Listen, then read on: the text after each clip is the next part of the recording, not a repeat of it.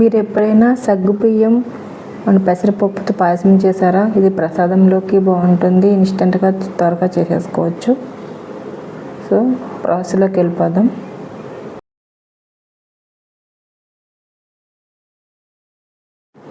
Hello అండి, ఎలా ఉన్నారు? నేనైతే సూపర్ ఉన్నాను. Welcome to my channel Sukanya vibes.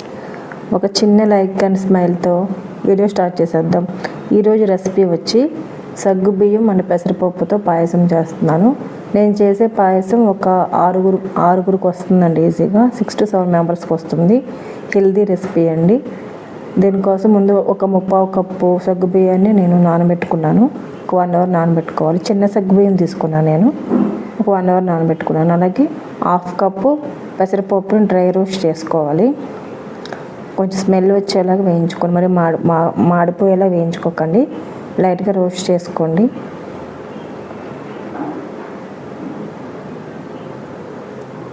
One litre మిల్క్కి అయితే 15 మెంబర్స్కి ఈజీగా వస్తుందండి. నేను 1/2 లీటర్ మిల్క్కి చేస్తున్నాను. సో ఈజీగా 7-8 మెంబర్స్కి ఈజీగా వస్తుంది. ఇది హెల్దీ రెసిపీ, ఎందుకంటే బెల్లం మిక్స్ చేస్తాం. బెల్లం, పాలు, పెసరపప్పు, సగ్గుబియ్యం మనం వాడే ఇంగ్రీడియంట్స్ ఇందులో వచ్చి మన దేవుడి ప్రసాదం కింద కూడా వాడచ్చు. దీన్ని యూస్ చేసుకోవచ్చు.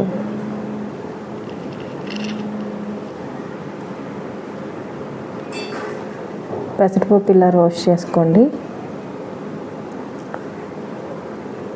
తర్వాత దీంట్లో 1/2 కప్పు పెసరపప్పు కాబట్టి ఒక 1 కప్పు వాటర్ తీసుకొని కుక్కర్ విజిల్స్ రానిచ్చారండి. ఒక 5 to 6 విజిల్స్ రానిస్తే పప్పు అనేది మెత్తగా ఉడికిపోతుంది.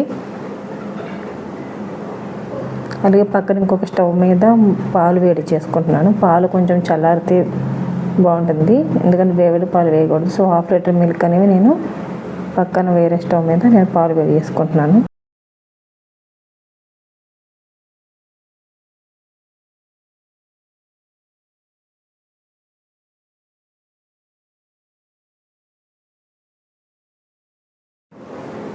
పెసరపప్పు అనేది ఒక 6 విజిల్స్ రానివ్వండి, మెత్తగా ఉడికిపోతుంది. దాన్ని మెదపకండి, అలా పప్పుగా ఉంటేనే బాగుంటుంది. 5-6 విజిల్స్ వచ్చేసిన తర్వాత ఈలోపు బెల్లం తురుముకొని, బెల్లాన్ని కొంచెం పాకం అవసరం, జస్ట్ బెల్లం కరిగితే చాలు. బెల్లం అనేది క్వాంటిటీ మీరు స్వీట్ తగ్గట్టు యూస్ చేసుకోండి. నేను 3/4 కప్పు సగ్గుబియ్యం అండ్ 1/2 కప్పు పెసరపప్పు తీసుకున్నాను కాబట్టి ఒక 1.5 కప్పు నేను బెల్లం తీసుకున్నాను. బెల్లాన్ని తురుముకొని కొంచెం వాటర్ వేసి బెల్లం కరగనివ్వండి. ఇలా పాలు కూడా నాకు కాగిపోయాయి. బెల్లం పాకం రావాల్సిన అవసరం లేదు, బెల్లం కరిగితే చాలు. ఎందుకంటే మనం బెల్లం అనేది పాయసం వేసి విరిగిపోకుండా ఉండాలంటే సో ఆబ్వియస్లీ మనం దాన్ని కరగబెట్టుకోవడమే మంచిది.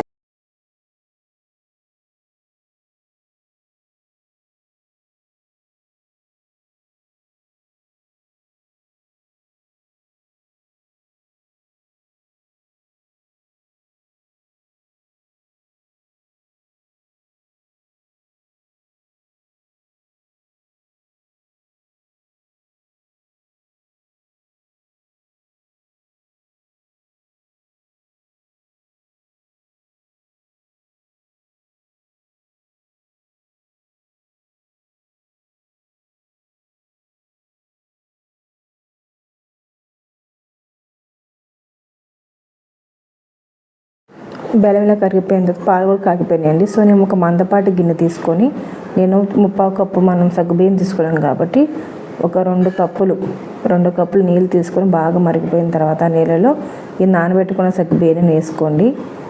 ఒక 5 to 6 మినిట్స్ అయితే సగ్గుబియ్యం కూడా ఉడికిపోతాయి. అలాగే పెసరపప్పు అనేది మీరు స్మాష్ చేసుకోవద్దు, అలా పలుకులు తగిలితేనే బాగుంటుంది. ఇక్కడ బెల్లం కరిగిపోయింది. అలాగే సగ్గుబియ్యం అనేది 5 to 10 మినిట్స్ దగ్గర ఉడకబెట్టుకున్నది అడుగంటిద్ది. సో అడుగుపాటు మందపు కింద తీసుకోండి. ఇంకొక స్టవ్ మీద నేను నెయ్యి వేసుకొని డ్రై ఫ్రూట్స్ ఉన్నట్టు వేయించుకుంటున్నాను. సగ్గుబియ్యం ఉడికిపోతుంది. ఒక పక్క బెల్లం పాక మారుతుంది, పెసరపప్పు ఆడి ఉడికిపోయింది, అండ్ పాలు కూడా కొంచెం చల్లారిపోతుంది.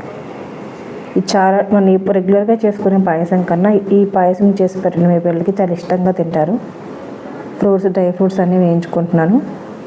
సిమ్లో పెట్టుకొని సిమ్ టు మీడియం ఫ్లేమ్లో పెట్టుకొని వేయించుకోండి. చూడండి, సగ్గుబియ్యం ఇలా మెత్తగా ఉడికిపోయిన తర్వాత మనం ఉడకబెట్టుకునే పెసరపప్పు వేయించుకోండి. తర్వాత స్టవ్ ఆఫ్ చేసి బెల్లం పాకం వేయండి, ఎందుకంటే విరిగిపోతుంది స్టవ్ ఆన్ చేస్తే. స్టవ్ ఆఫ్ చేసి బెల్లం పాకం వేసి మొత్తం బెల్లం అంతా కరిగిన తర్వాత కరిగేలా కలుపుకోవాలి. తర్వాత మళ్ళీ స్టవ్ ఆన్ చేసి ఈ బెల్లం ఈ పాయసంలో 1/2 లీటర్ కాచి చల్లార్చిన మిల్క్ పోసుకోండి. ఇప్పుడు కొంచెం ఒక 2-3 మినిట్స్ స్టవ్ వెలిగించండి, ఎందుకంటే బెల్లం పాలు అనేది పీల్చుకుంటుంది పాయసంలో. కొంచెం ఇలాచి powder. Thank you. Please subscribe to my channel.